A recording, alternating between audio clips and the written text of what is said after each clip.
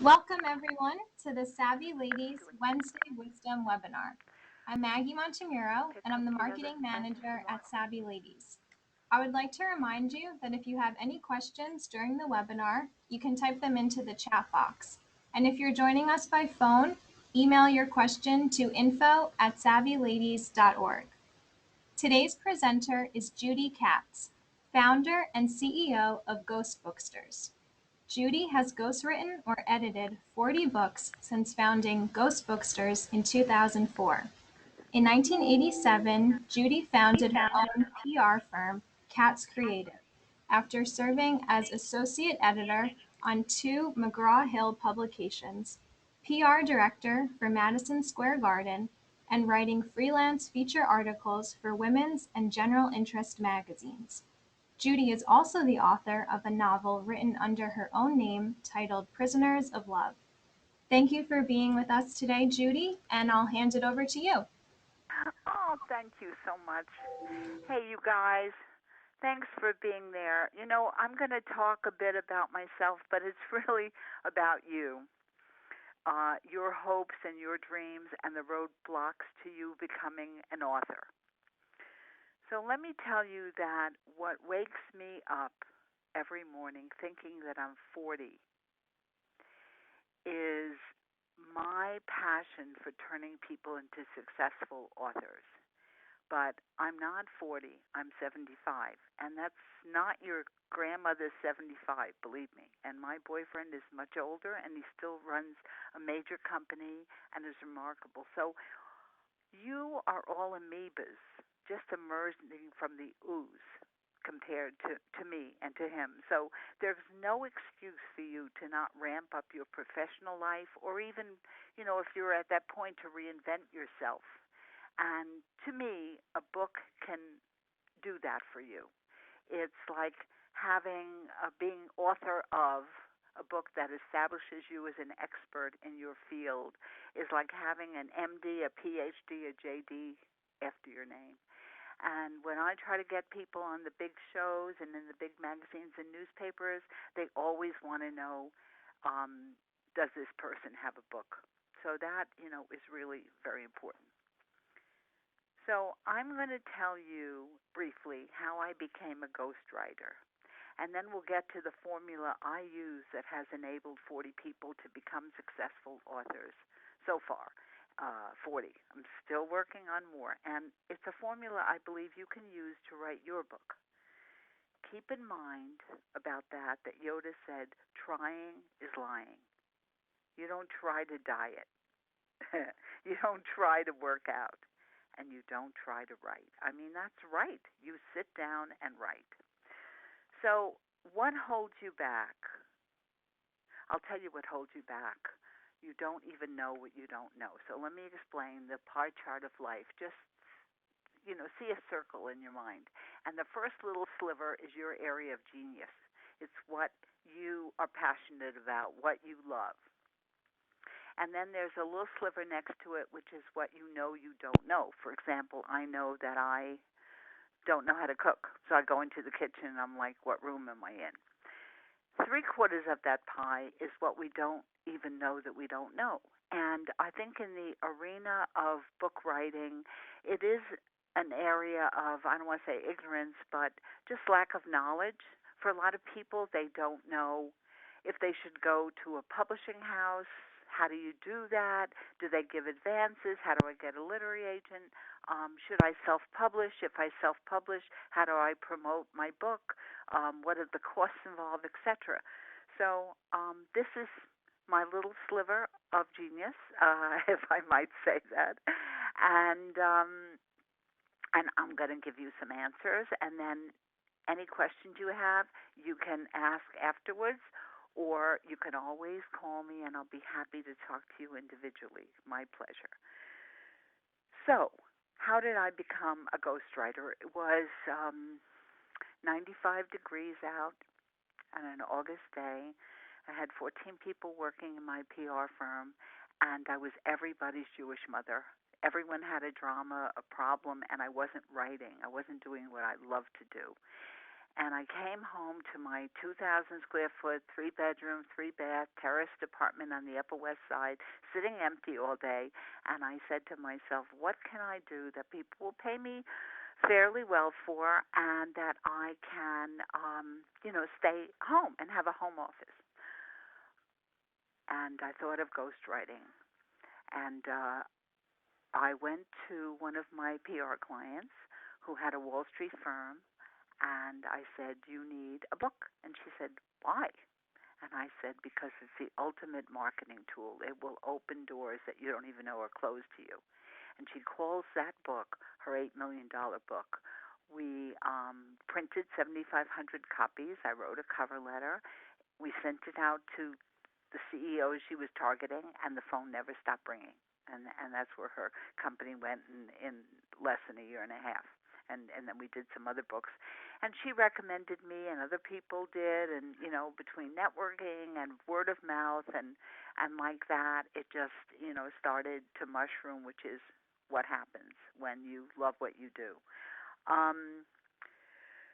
So I started to speak to people about their books, and I discovered that very often the book that people think they should write is not the book that they should write if they really want to be successful.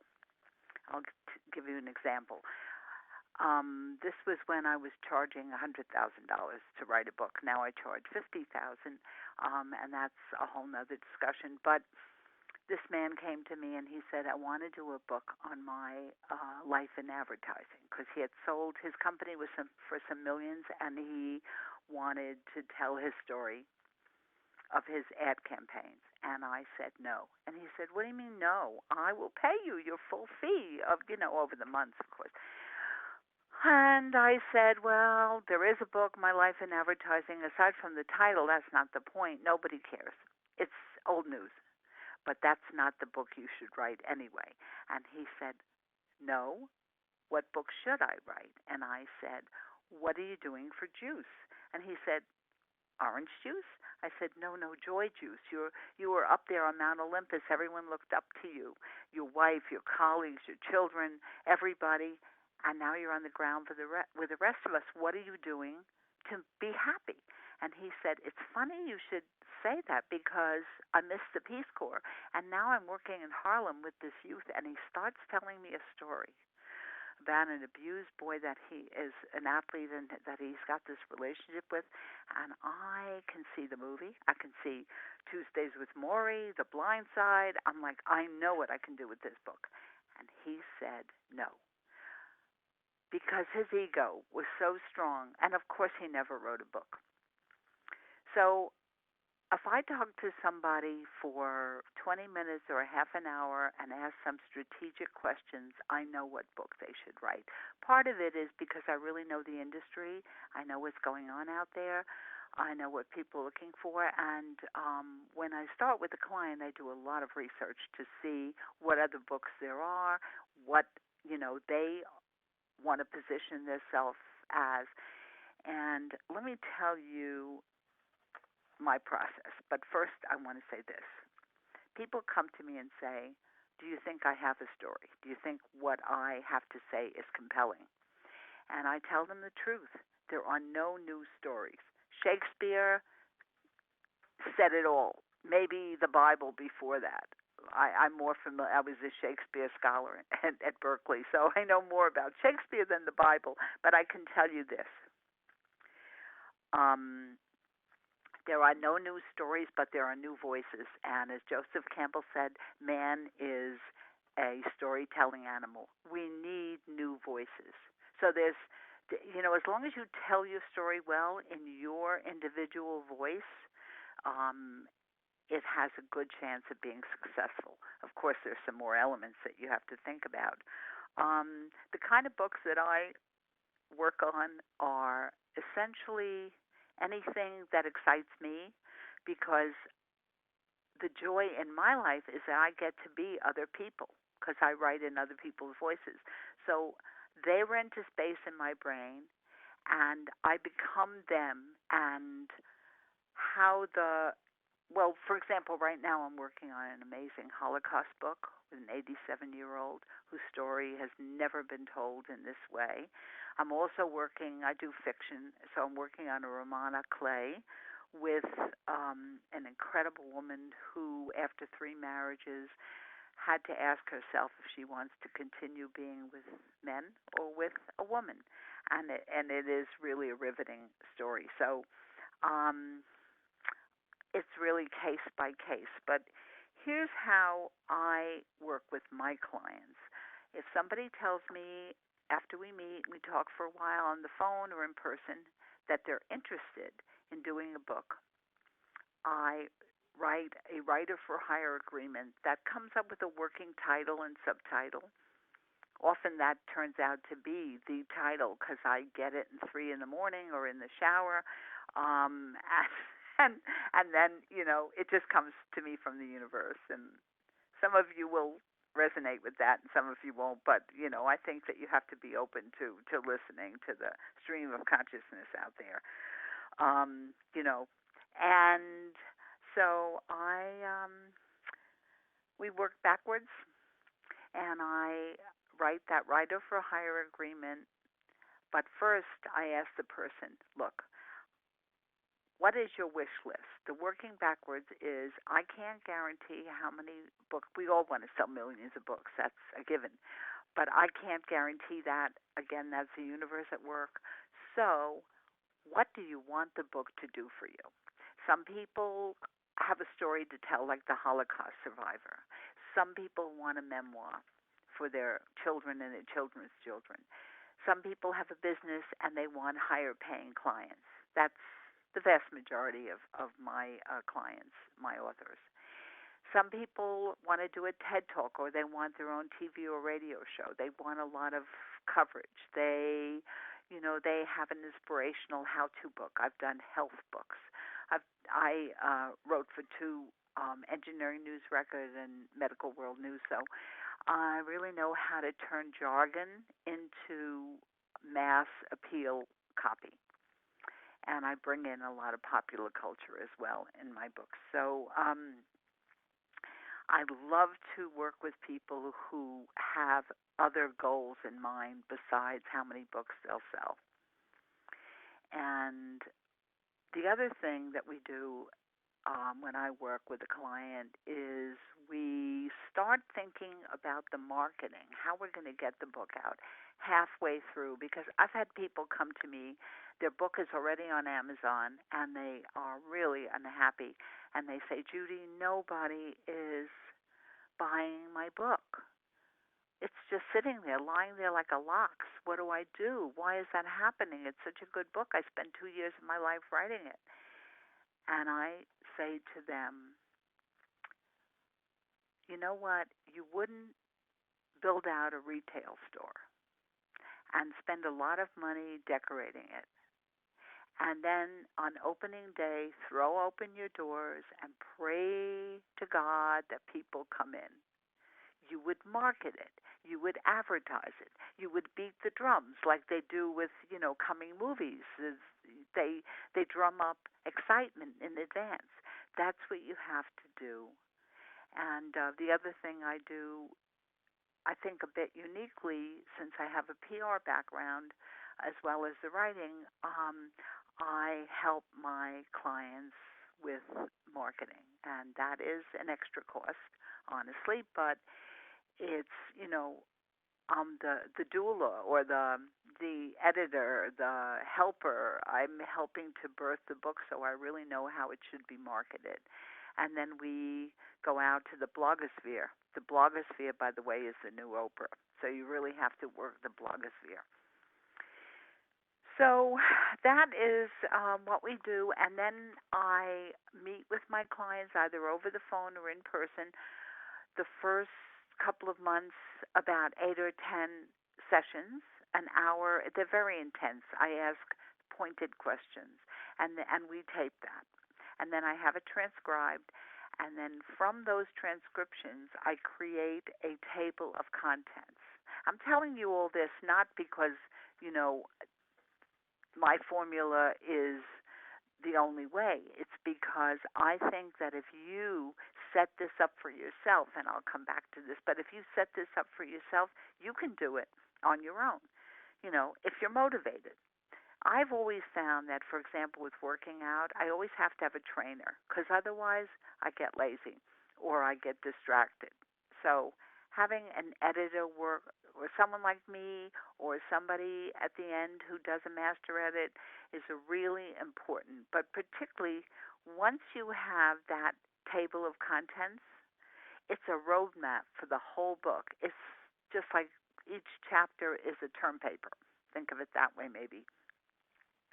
So we have a title and a subtitle and a table of contents, and then we write the introduction or prologue or what have you, the beginning and the first chapter, and then the author tells me if the book is in his or her voice, and we make adjustments, and then we just write the whole book. And within 5 or 6 months, we have, which is typical, sometimes it takes longer, we have a beautiful book that we are ready to market to the world and to make a platform and to do speaking engagements in front of hopefully large groups, small groups. I mean, it's really quality, not quantity.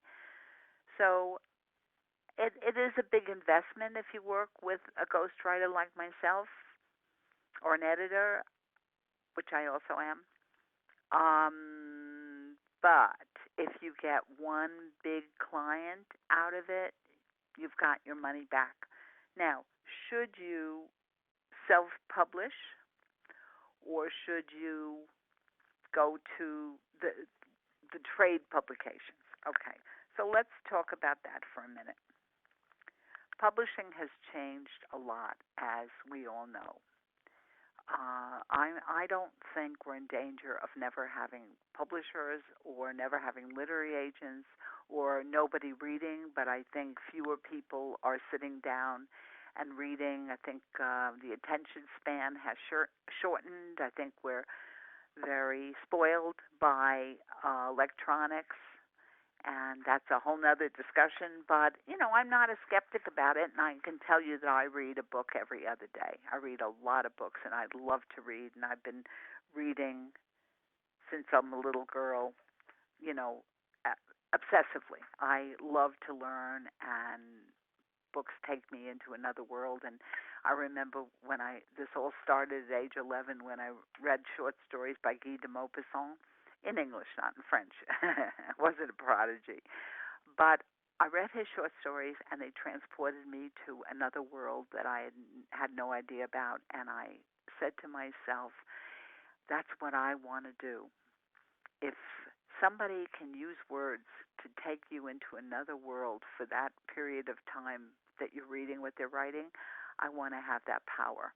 And I think that that's how we form our ambitions in life. You see an athlete and you say, I want to be that athlete, or you see an actor on stage and you say, that's what I want. I want that kind of, those accolades or that kind of performance,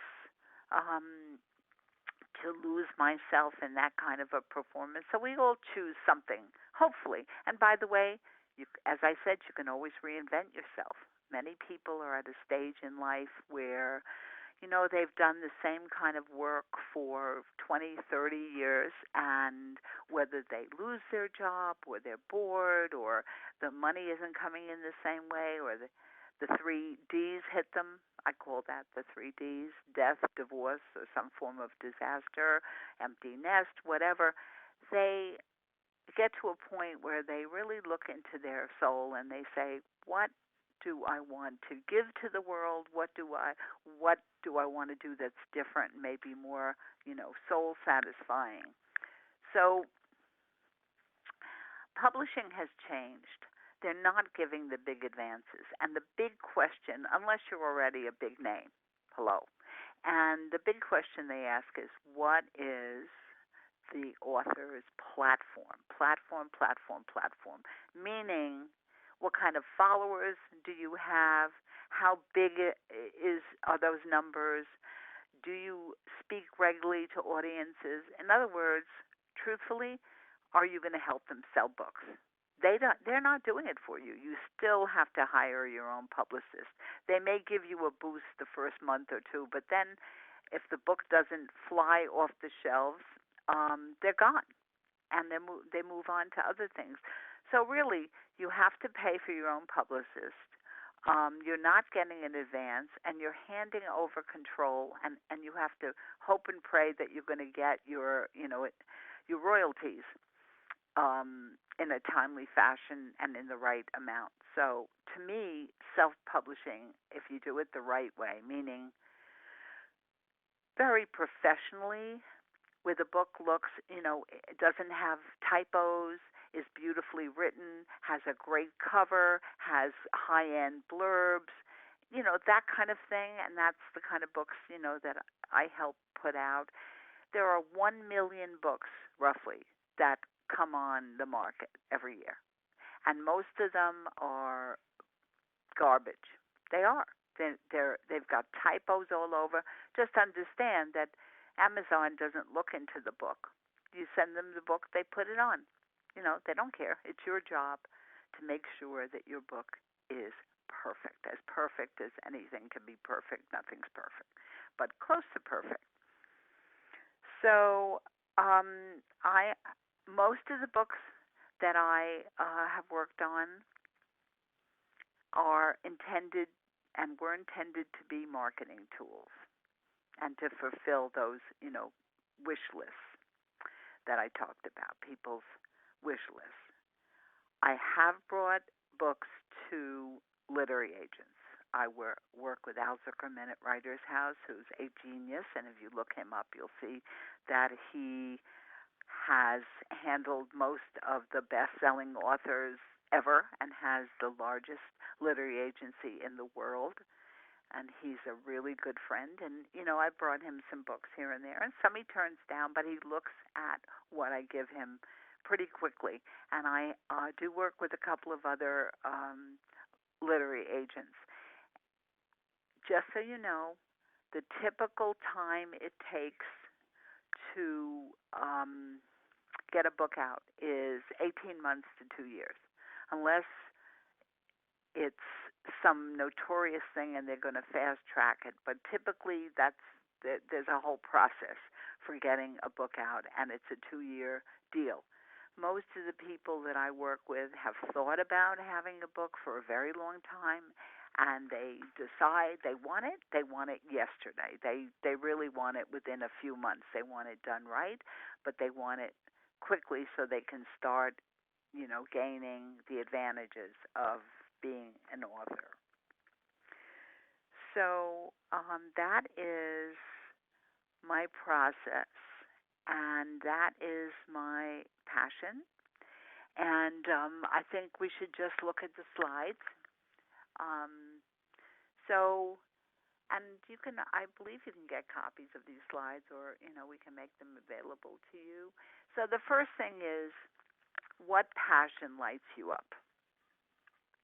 And of course, that could be, it doesn't have to be, but that thing that you do, or that thing that you've been thinking about doing, is what you should write about. What is the contribution you want to make to humanity while you're on this earth?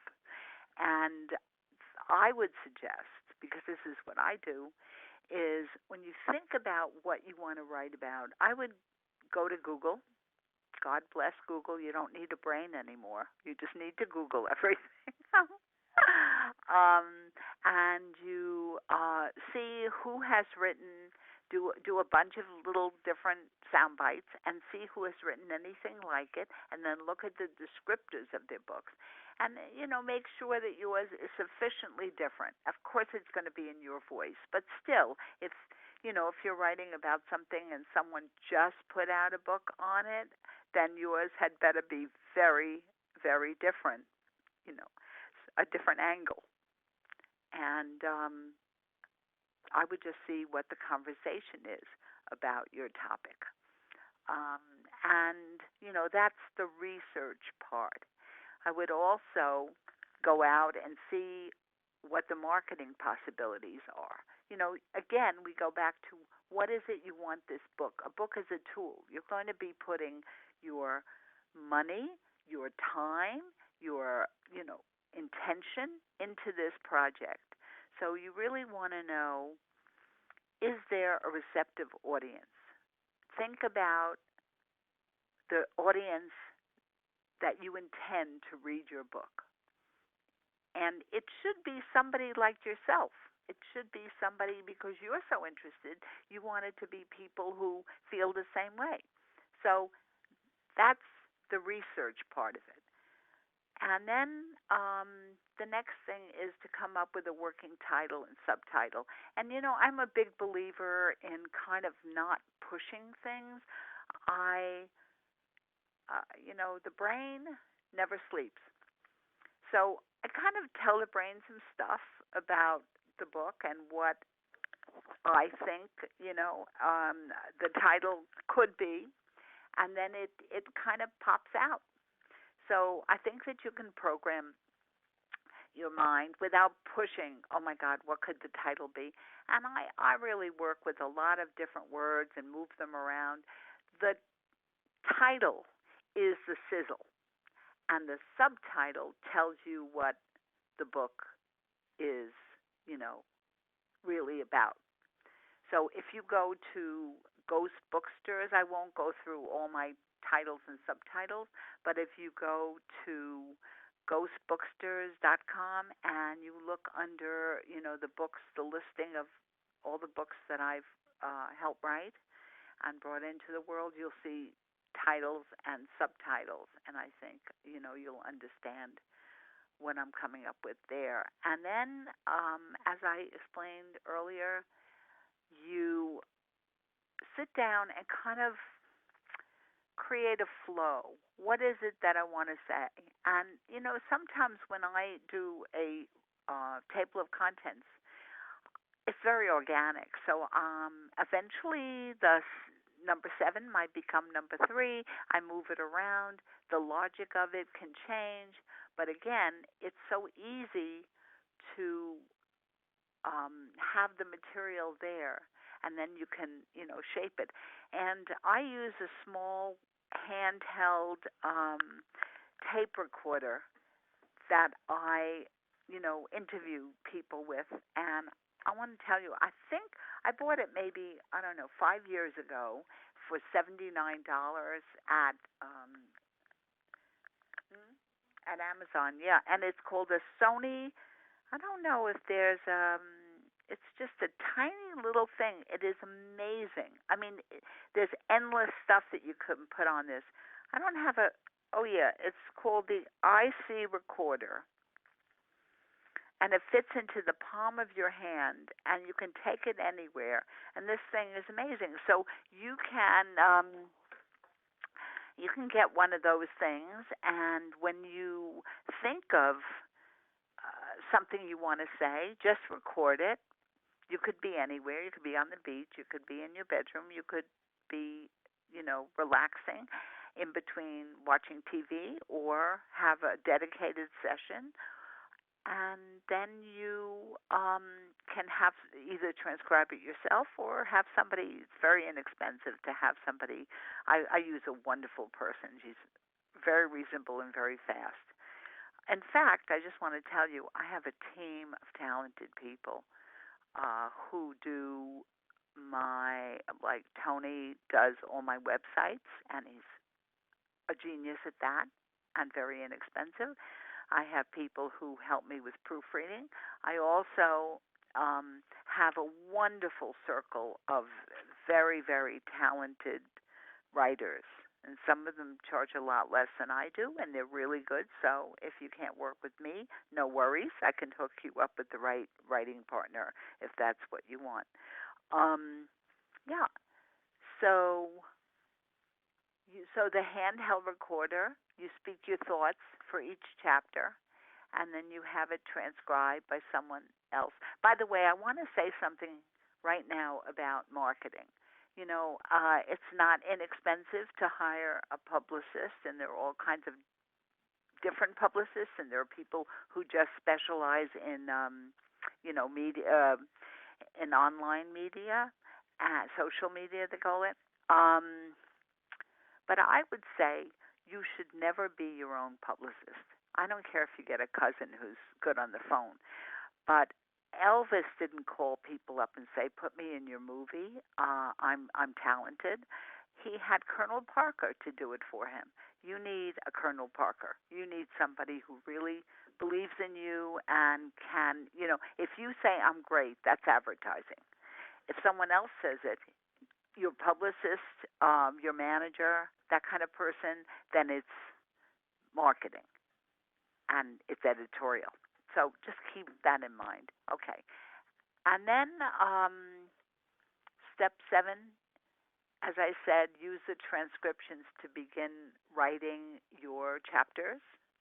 And then you have a rough manuscript.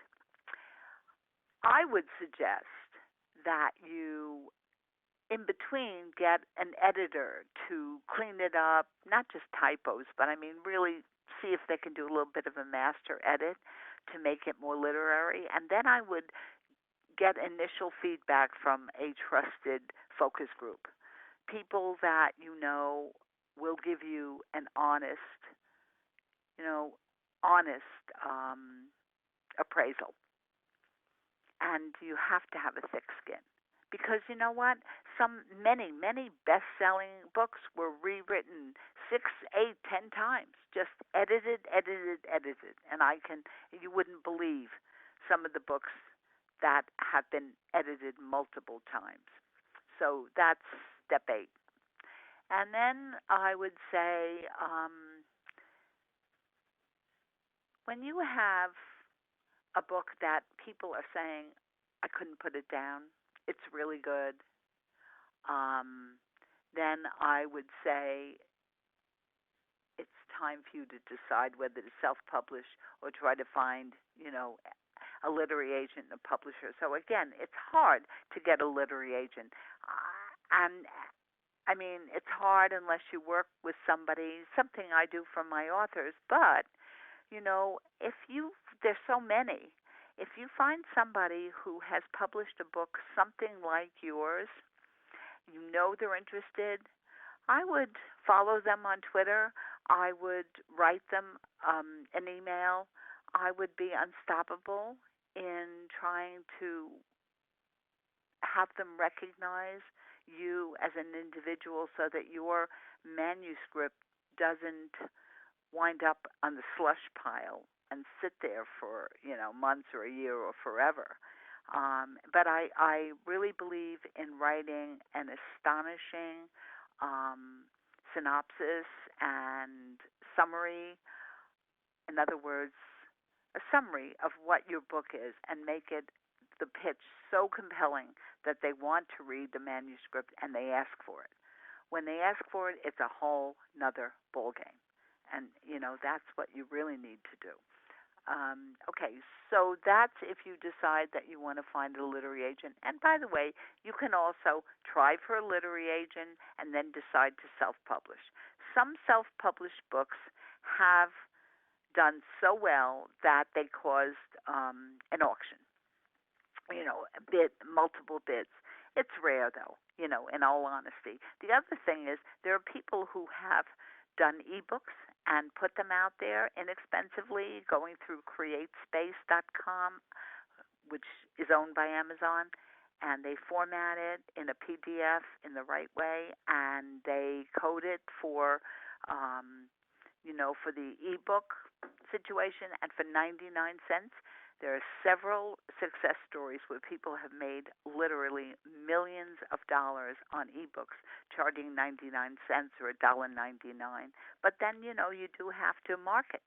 You have to market that so it doesn't just happen.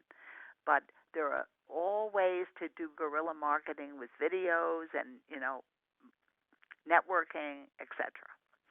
Okay, so actually, that's about it, people.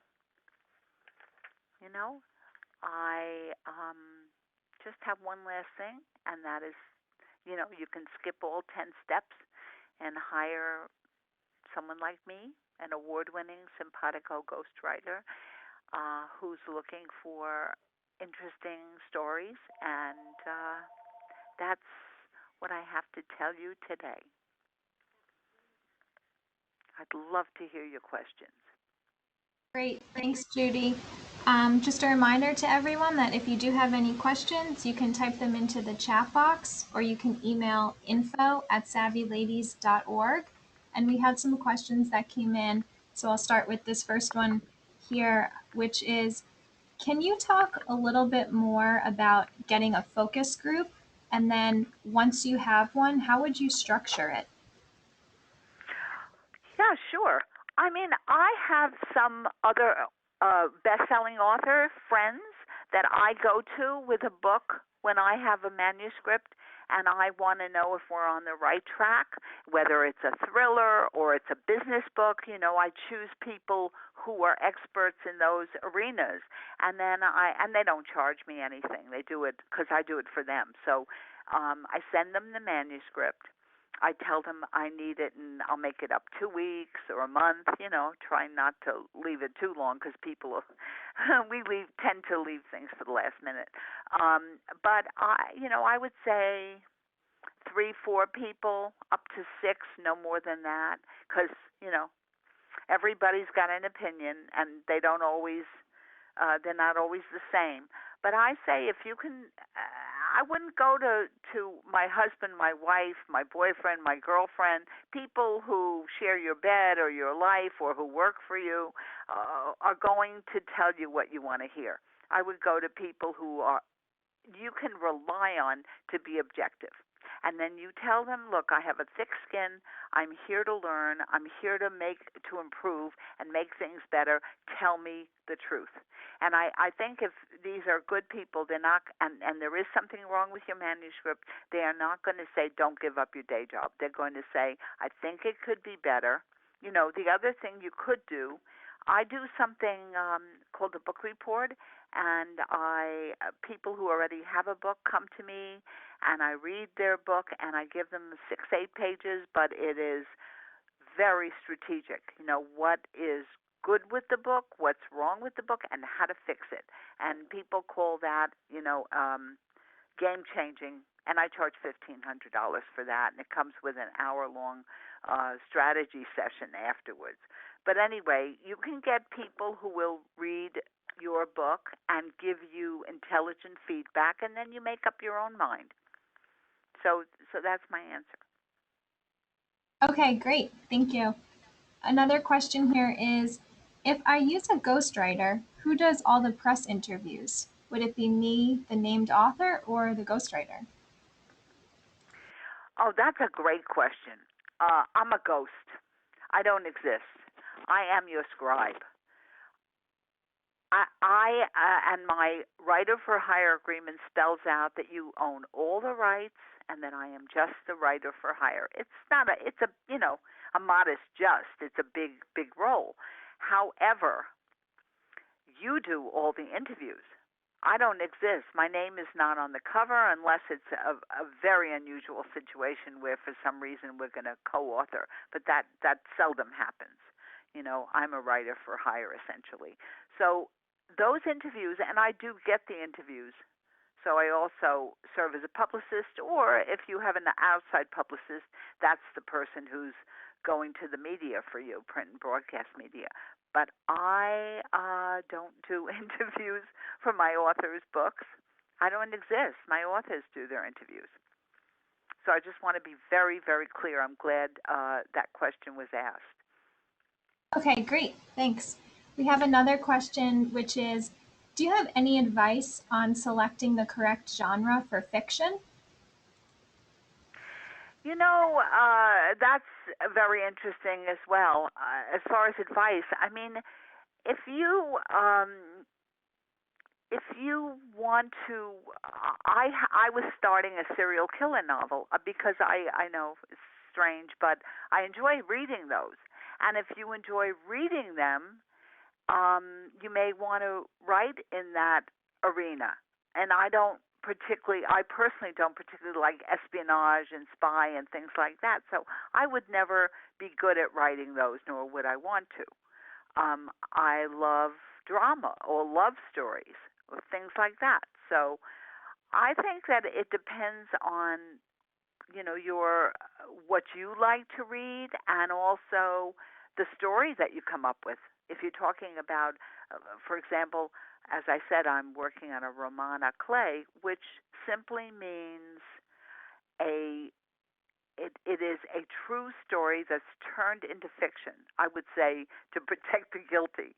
But people who have a very compelling story and they don't want to spill all the beans, and they do want to take liberties with the things that happened, that's a roman à clé. But if you like a certain kind of novel, if you like a sexy book, if that's what you want to write and you're comfortable writing sex scenes, that's what you should write. So I think it really depends on what lights you up. Okay, great. And do you have time for one last question? Oh, I have time for as many questions as people want to ask. Okay. The question here is, do you think it's beneficial to do a companion website for a book? I think it's mandatory. Absolutely mandatory. And every book that I've worked on had a book website. Now, in a few cases, for example, a financial book that I worked on recently, the author has a really good website. And so we put the book on the home page with a description and a link to Amazon, or you could buy it from his website. So in that case, he didn't want a separate, it is very much a marketing tool, and he's used it very successfully. And he has seminars based on the book and gives it away with the price of the seminar and so forth and so on, which is something else that you can do. Yeah, and I just think, I don't know. Did I answer the question? Yes, you did. Thank you. Well, I think we're about out of time, so I want to thank you again, Judy, for a really helpful presentation. I want to thank everyone who joined us today and asked questions. We hope that you'll join us again for future webinars. And thank you again for everything, Judy. Can I just say that anybody who has a question later on is welcome to call me. I think my number is on the thing. Yes, it is. They're welcome to call me. I'll be happy to, give them some more information at any time. Thank you for the opportunity. It's been a lot of fun. Okay, thank you so much, Judy. Okay, bye. Bye-bye.